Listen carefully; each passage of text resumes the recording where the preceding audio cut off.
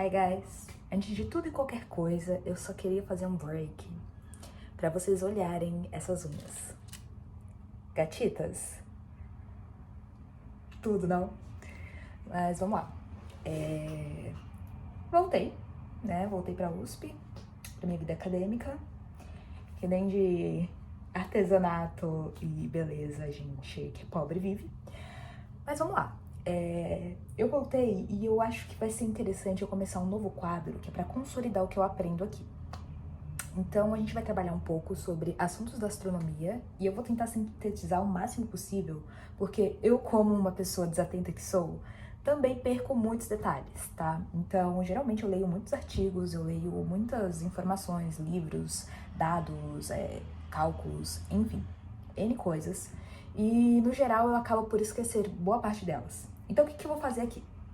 Eu vou gravar esse vídeo e eu vou tentar sintetizar o máximo possível pra lembrar eu mesma das coisinhas em que a gente viu, que eu estudei, que eu li, os dados precisos, mas também para facilitar para quem nunca viu esses dados. Então eu vou deixar referências, porque sim, boa parte dos materiais que eu peguei aqui saíram da internet. Alguma coisa ou outra eu peguei de algum dado específico, assim, de um trabalho acadêmico mais denso, mas a maior parte são conteúdos retirados da internet, de sites de primeiro acesso. Então, são sites que eu tenho certeza que são verídicos, porque são de instituições respeitadas aqui no Brasil, né? E porque também, já tendo lido esses dados algumas outras vezes, eu sei que eles são reais porque batem com informações passadas, de conteúdos que eu vi em aula, em outros livros acadêmicos, em artigos, e aí vai, né, gatas? Então vamos lá.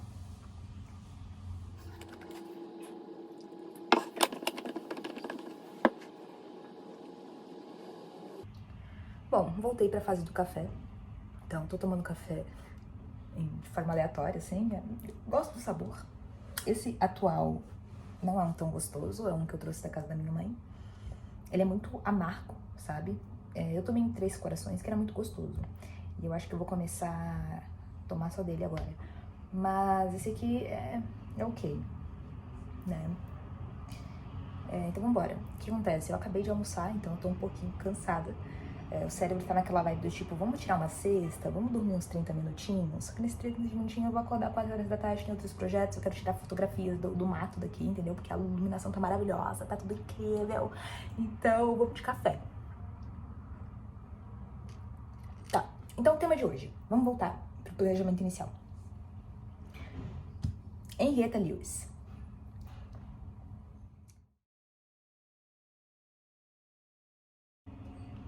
Vambora. Me distraí, aí voltei. Então, tendo então essa volta, né, eu resolvi que eu vou fazer um quadro com astrônomas mulheres, o trabalho que elas fizeram numa linha um pouco pessimista. Então, como eu digo pessimista, eu quero dizer que eu quero passar por todas as fases pra gente entender processo histórico, processo social e o desenvolvimento do trabalho também, né? Porque geralmente o que a gente encontra?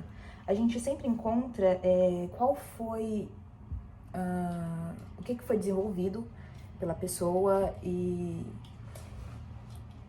a gente sempre encontra o que foi desenvolvido pela pessoa e a gente não tem, geralmente, quando é um trabalho assim mais árduo, quais foram as técnicas usadas e de que forma eu posso aplicar isso. Então eu vou tentar trazer sempre um exemplo pra gente ver como funciona na prática e pra gente perceber que não é uma coisa pra gênio, entendeu? Você senta ali, você vai precisar de uns minutos pra entender, às vezes um pouquinho mais de tempo, mas plausível, entendível, então não tem nada de absurdo. Então, esse trabalho da Lewis é exatamente isso, ele é um trabalho que gerou tanto conflito no mundo científico, essa questão da astronomia, que hoje ela é consolidada de longe, assim, pra mim, uma das maiorais, sabe? Então vamos lá. O que é a Leavitt? Quem foi a Leavitt? A Henrietta, ela era uma astrônoma, né? Ela se formou ali pelo século XIX. E, gatitas, as mulheres, elas não poderiam trabalhar como astrônomas de verdade, assim, exercendo a profissão de modo explícito, para a sociedade da época. Então, esse emprego era um emprego para homens, e se você quisesse trabalhar, você aceitaria um emprego submersível ali. E é isso, né? Isso acontece até hoje em algumas áreas. Então, a gente sente essa pressão, principalmente nós, mulheres pretas, né? A gente passa por muitos conflitos. Olha, vou fazer um adendo, assim, eu acho que é cabível nesse debate, que é o seguinte. Em uma conversa que eu tive há uns anos atrás, alguém me disse que as mulheres, elas queriam tanto destaque, queriam tanto prestígio e tal, mas as grandes conquistas eram sempre feitas por homens. E, cara, isso me criou um rebuliço no estômago, porque os homens, eles, desde muito tempo, eles eram os únicos a terem o direito de estudar, a serem incentivados a isso. Recebiam benefícios, palavras de incentivo, de apoio, recebiam tudo que fosse de mais importante para consolidar esse conhecimento dos homens. Então, quando a gente olha isso e traz pro recorte das mulheres, cara, isso vem surgindo hoje a passinhos de tartaruga, né? Então, a gente, ao contrário deles, nós éramos privadas, né? E se você se propusesse, se desafiasse algum homem a entrar no mundo acadêmico, degolada, né, manos? Então, isso foi um raciocínio muito pequeno da pessoa que comentou. Sim, era um homem branco. Que era uma pessoa muito querida pra mim no momento, mas que me deixou um pouco desconcertada, porque foi ser muito... Estou no meu umbigo e não quero olhar em volta. Porque o negócio do surgimento da educação para todos é uma coisa muito recente. É que a gente nasceu nesse mundo em que a gente já recebe isso, né? Uma obrigação, você ir pra escola, você terminar os estudos, você é obrigado, o governo te obriga. Não tá errado, pelo contrário, tá muito certo. Mas isso criou na galera que não exerce o poder do pensamento um negócio do tipo, cara, isso sempre foi assim, então aqui as mulheres estudam, aqui os homens estudam, mas os homens fizeram mais conquistas que as mulheres na história. Isso significa que eles são mais esforçados, que eles trabalham mais, que eles são mais inteligentes, quando na verdade, não é bem assim. E no caso aqui da Henrietta, teve algo muito semelhante a isso, sabe? Da questão do cerceamento intelecto feminino. Então, ela foi privada de expor muitas ideias por ser mulher. Mas mesmo assim, ela persistiu e fez uma descoberta abundantemente gigantesca, tá? Então, nessa época, ela trabalhava para Harvard, né? Ela era conhecida como uma das calculadoras. Calculadoras geralmente eram mulheres que faziam cálculos, não porque elas fossem muito atenciosas ou porque elas nunca errassem, mas é porque era o único emprego que eles dariam a elas, depois de terem passado por anos de estudo, por ter formado, assim como um homem fez, e geralmente acima da média, né? Porque você tinha que se mostrar muito mais capaz do que qualquer outro ali. Então, era um emprego merda, um emprego péssimo.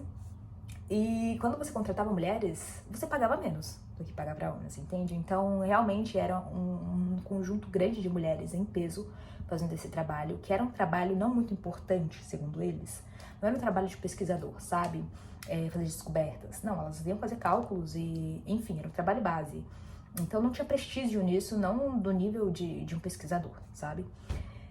Então, a Henrietta, ela fazia parte das calculadoras, fazia cálculos, né? E, na verdade, ela tinha um trabalho específico que envolvia... Então, ali em Harvard, o trabalho da Henrietta seria desenvolver, né, atividades na formação de um catálogo que estava sendo criado ali pro instituto na época. E aí ela recebia fotografias, né? Por ser mulher, ela não poderia ir numa noite de observação e fazer essas fotografias. Naquela época não tinha computadores, né? Então, realmente, se você quisesse fazer observação do céu, você tinha que ir ou enviar alguém do seu contato ali pessoal, do seu grupo de pesquisa e tirar fotografias, armazenar para poder analisar depois. Como ela não poderia estar em campo por ser uma mulher, ela recebia fotografias tiradas por homens que estavam ali em observatórios e fazia, né, esses registros. E nisso, ela percebeu uma coisa muito delicada ali na fotografia, que eram estrelas que tinham brilhos variáveis, sabe? Então, em um momento ela estava muito brilhante, daqui a um tempo depois, alguns meses, na astronomia, meses é quase nada. Então, depois de alguns meses, o brilho daquela estrela na fotografia já não era igual ao anterior. Aí ela teve uma sacada muito interessante. Aqui a gente volta para um outro pedaço da história, que é importante, né, que faz sentido para consolidar o conhecimento que estamos adquirindo agora, que é o seguinte: a gente calcula distâncias na astronomia desde muito antes de tudo e qualquer coisa com paralaxe, né? Então, o que é a paralaxe? A paralaxe é o deslocamento angular de um objeto em relação ao observador, tá? Então, se você colocar seu dedão aqui, sabe?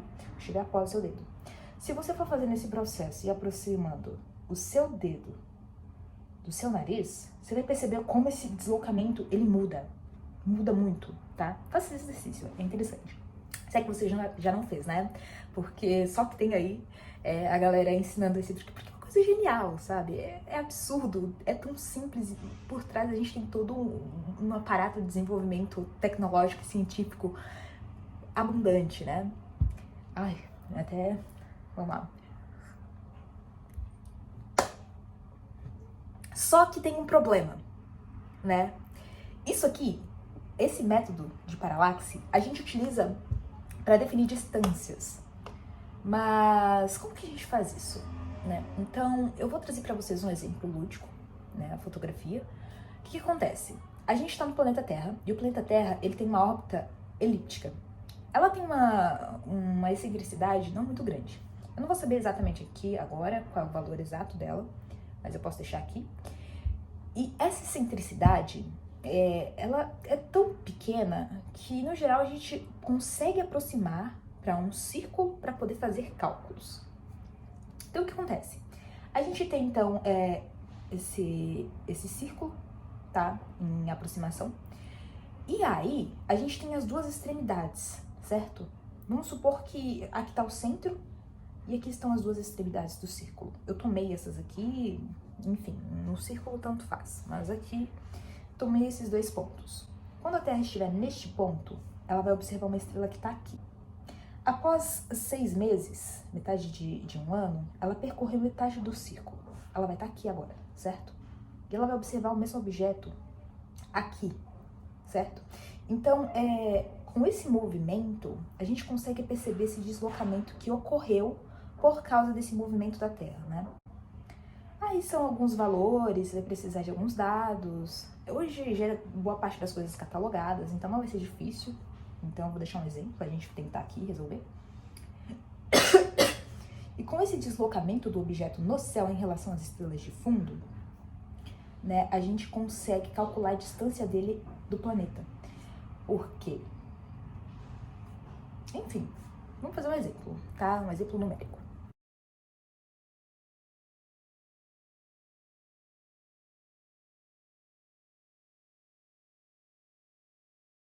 Esse método da paralaxe, ele tem um problema de limitação.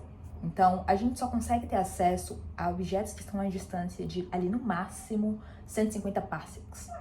Sendo que 150 parsecs equivalem ali a 60 mil anos-luz.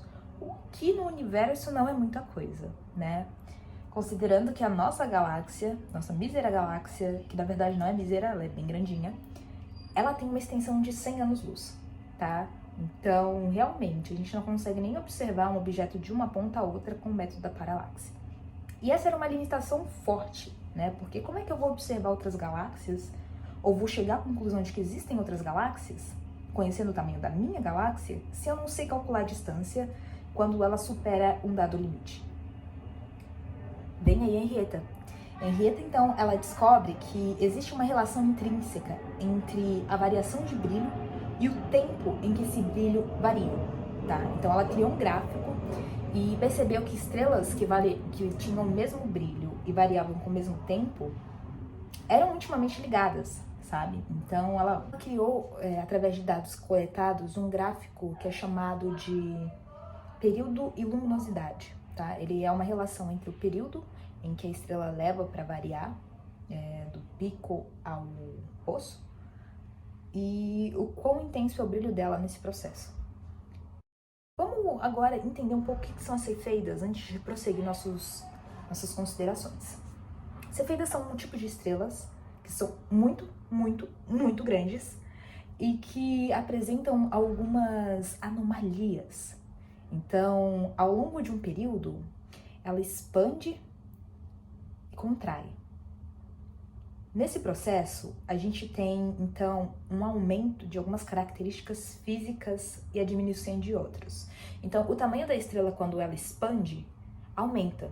Só que com isso, a temperatura superficial da mesma diminui. E com essa diminuição, a gente tem também uma diminuição no brilho. E daí, conforme ela vai contraindo, a gente vai tendo um aumento de temperatura superficial, ela se torna mais quente, ela brilha mais e passa a ter um tamanho diminuto. Então, o ponto de pico de maior luminescência dessa estrela é quando ela está ali quando ela contraiu. Então, ela tá um buraquinho, uma coisa menor do que ela é, do que quando ela expande. Quando ela expande, então, ela tem um brilho muito menor que quando ela se contrai. É estranho pensar nisso, né? Porque a gente imagina que quando uma coisa cresce, a gente tem que, neste contexto, a luz aumentaria, porque a área é maior, mas enfim. Não, porque tem outras questões intrínsecas que apresentam influências diretas no processo. Então, o que acontece? Continuando, Cefeidas são estrelas assim, bem esquisitonas, gigantescas e que proporcionaram, então, um novo método de cálculo de distância na astronomia. Gata, Henrietta arrasou, bicha. Porque, assim, ela percebeu, então, que haviam fotos em que estrelas, depois de alguns meses, elas tinham um brilho muito grande e daí elas passavam a ficar com um brilho menor e daí elas cresciam de novo e esse processo era um processo cíclico, tá? E durava ali entre cerca de 10 a 100 dias, enfim. É um processo relativamente rápido, né, esse processo de variação. Então, foi fácil para ela perceber essas variações.